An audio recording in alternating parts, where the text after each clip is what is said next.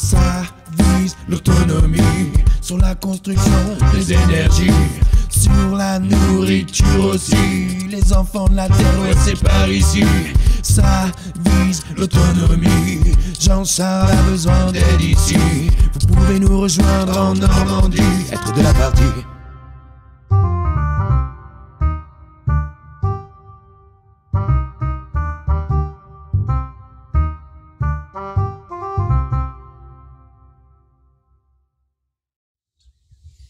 Salut les enfants, ça fait long time. Effectivement, ça fait un bail. Hein.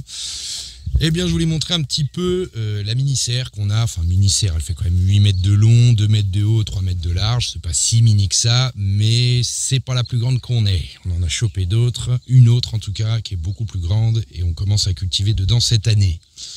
Donc là, comme on peut le voir, c'est un petit peu une jungle. C'est la jungle. Voilà, complètement la jungle. Même des pissenlits qui montent jusqu'à 1,50 m. Les petits pois qui grimpent jusque là-haut. On a des haricots avec, qui vont bientôt donner. Là, les petites fleurs jaunes que vous voyez, c'est des navets. Du coup, les navets, on les garde pour les monter en graines. On a pris les plus beaux. On récupérera tout ça. Les radis, c'est pareil. Les petits radis. Les graines, on va les récupérer. On a ici la coriandre. Coriandre, on peut en manger les feuilles. Les graines aussi, c'est plutôt pas mal. Juste en dessous, derrière, l'année dernière, il y avait une betterave qui est montée en graines. J'ai balancé toutes les graines au sol, un petit peu partout dans la perma, et ça repousse sans problème. Super, excellentissime. Les grandes que vous voyez derrière, ce sont les carottes. Pareil, les carottes qu'on laisse monter en graines.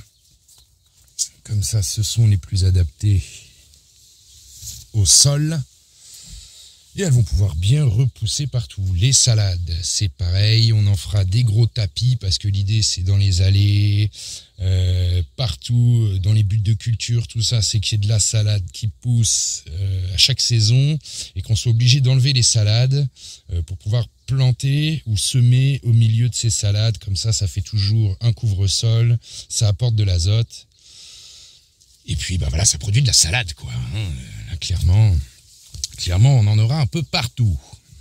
Ensuite, hop, là, je me casse la figure. Ah, c'est pareil en bas, hein, faut enjamber. On enjambe gentiment les salades. Hop là. Allez, c'est vraiment une jungle. Hein. Là, clairement, pour circuler, c'est pas facile. Même plutôt technique. Hop là, là, nous avons les fèves. Vous voyez, encore un petit peu, et puis on pourra gentiment manger ces fèves. Les faire repousser aussi. Petite toile d'araignée, je sais pas si on la voit à l'écran, mais non, on la voit pas, je ne crois pas. Alors, des petites fleurs de petits pois, c'est magnifique, superbe. Donc là, en bas, nous avons les concombres qu'il va falloir réinstaller sur le cordage. Toujours des carottes qu'on a semées cette année, cette fois-ci on va pouvoir les manger. Chou brocoli, alors si vous avez un peu de conseils sur le chou brocoli, techniquement il faudrait le tailler je pense, hein. Ceux qui connaissent, n'hésitez pas à revenir vers nous, mais je pense qu'il faudrait le tailler et en faire une tête de façon à ce qu'il fasse un gros chou brocoli. Je pense, c'est une supposition. Bon, ne jamais faire de supposition, mais je pense quand même, voilà. Je fais une supposition, c'est fait.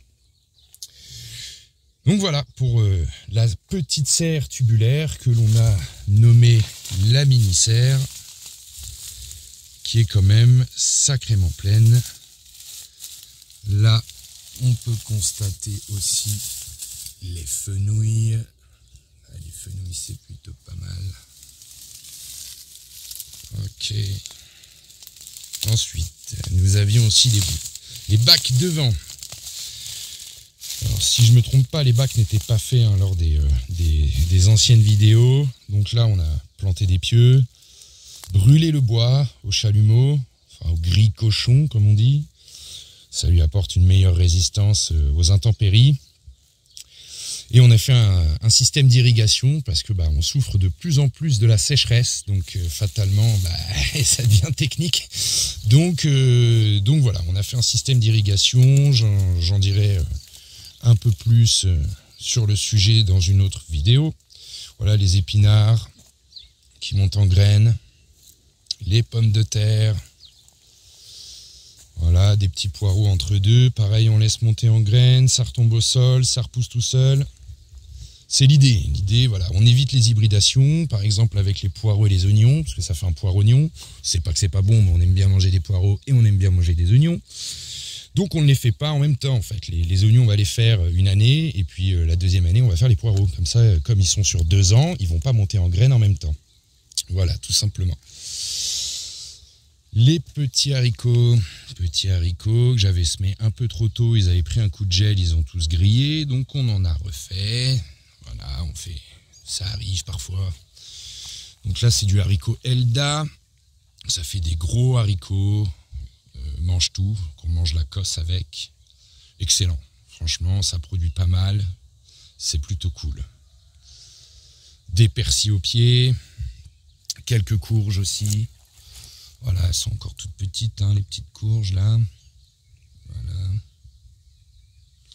Hop, c'est de la courge patidou, ça c'est excellent, on croirait une coloquin, t'as les couleurs crème et verte dans les rainures, et franchement elle est terrible, elle a un goût de châtaigne, noisette, c'est super, faut la laisser mûrir un peu pour que le goût se développe bien, mais elle est vraiment terrible. Donc là de la courgette, donc celles-ci ont été faites il y a pas de si longtemps, on en a d'autres dans la petite serre que je vous ai pas montré d'ailleurs qui commencent déjà à faire des fruits, donc on est plutôt pas mal. Donc là, l'installation du filet avec les poteaux pour pouvoir mettre les haricots, les petits pois, enfin tout ce qui est grimpant quoi. On a des céleris au pied aussi, céleri plutôt odorant, et puis du persil. Voilà, donc le céleri rave ici, et le persil juste là. C'est une erreur, j'ai confondu le persil avec le céleri rave. Ce sont des choses qui arrivent quand c'est tout petit, ça se ressemble vraiment beaucoup. Du coup, c'est pas grave, on a une ligne de persil et une ligne de céleri. Voilà. Allez, un petit tour vite fait de la perma. On fera une vidéo un peu mieux construite. On fera quelque chose de mieux pour faire revisiter la permaculture. Parce qu'on a déjà la vidéo but et marre au jardin, qui est plutôt pas mal. On en fera une avec la même personne de façon à pouvoir vraiment avoir une bonne qualité de vidéo. Donc là, on est sur les framboisiers. Les framboisiers, c'est toujours pareil, on taille rien du tout. Je vais vous montrer par ici. Oula, voilà, la grande serre. La grande serre. 15 mètres de long, 5 mètres de large et presque 3 mètres de haut. Voilà, c'était pas ce que je voulais vous montrer. La petite mare du jardin. Ça, c'est génial parce que les grenouilles peuvent venir. Et après, elles viennent tout réguler au jardin. Donc voilà, les fameux framboisiers qui doivent faire 3,50 m, 4 mètres de haut pour les plus vieux. Et ça surproduit, il y a des abeilles partout à l'intérieur. On ne les taille absolument pas du tout. Donc là, il va falloir mettre des odorants au pied de ce groseillier. Tout simplement parce qu'il a la cloque. On voit bien qu'il est légèrement attaqué sur le feuillage, donc il faut mettre beaucoup d'odorants. J'ai pu remarquer que sur les pêchers, ce qui fonctionnait bien, c'était l'origan et la mélisse citronnée. C'est plutôt cool. Le figuier qui a été planté il y a 2 ans à peu près maintenant, qui a déjà fait des figues l'année dernière et qui se débrouille vraiment très bien. Là, cette année, il va atteindre une taille fulgurante et je suis persuadé qu'on n'arrivera plus à passer dans cette allée. Voilà, on verra. Nous verrons bien. Les kiwis. La grande question du kiwi. Alors pourquoi celui-ci, qui est à 1,50 m de celui-là, pousse 10 fois mieux que celui-ci qui commence à peine à faire des feuilles? Eh bien, j'ai ma petite idée. Le nord, c'est par là. Donc donc fatalement le sud, c'est par là. Et en fait, on se rend compte que devant celui-ci qui pousse bien, on a des arbres, on a fait nos barrières de saule, et il y a la haie derrière, enfin il y a quand même quelques petits arbres qui permettent de protéger. Alors que celui qui a un petit peu plus de mal, en fait on se rend compte qu'il est en plein dans l'allée, donc le vent peut s'engouffrer. Je pense réellement que c'est ce genre de petit problème qui l'empêche de pousser correctement, mais c'est pas grave parce qu'il y va quand même, donc c'est pas un problème. Les casseilles. Alors les casseilles cette année, elles vont plutôt bien donner. Vous voyez, on peut voir des fruits quand même qui sont plutôt gros. On attend que ça rougisse. C'est que je dis des bêtises, moi la casseille c'est plutôt noir, un peu comme le cassis. Donc on attend qu'ils noircissent et après on va pouvoir les grignoter. Alors voilà, on voit l'exemple d'un pêcher qui n'est pas protégé au pied. Voilà, lui il prend sévère, il prend la cloque à mort, il se fait dérouiller le pauvre, il en prend plein la tête. Alors c'est pas bien grave, on va lui planter comme je disais tout à l'heure de la mélisse citronnée, de l'origan, on a déjà mis un peu de tanaisie qui repousse pas mal d'insectes aussi, c'est plutôt pas mal. De la sauge qui est déjà là, mais c'est pas suffisant.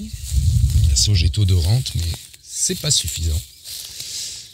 Poirier qui a été planté il y a 2 ans ou 3 ans, je ne sais plus exactement. Alors lui n'a pas encore produit de poire. Voilà. Alors qu'en revanche, celui d'à côté qui a été planté exactement en même temps et qui a le même âge, lui en revanche, il en a.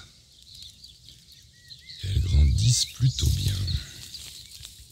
Ensuite, les vignes émirats. Alors ça c'est la grande classe, je vous le garantis. En tout cas, elle se plaît super bien chez nous, c'est clair. Parce que ça fait pareil, ça fait 2 ans qu'elle est plantée. L'année dernière, elle avait commencé à produire quelques raisins. Je l'ai tout de même taillée parce que j'ai eu envie de le faire, voilà, tout simplement. Donc je l'ai taillée, elle reprend de plus belle, et là on peut vraiment constater que des raisins, il va y en avoir partout. Et nous sommes en Normandie, et je vous garantis que ces raisins, ils ont du goût. La vigne Zémira, elle est incroyable.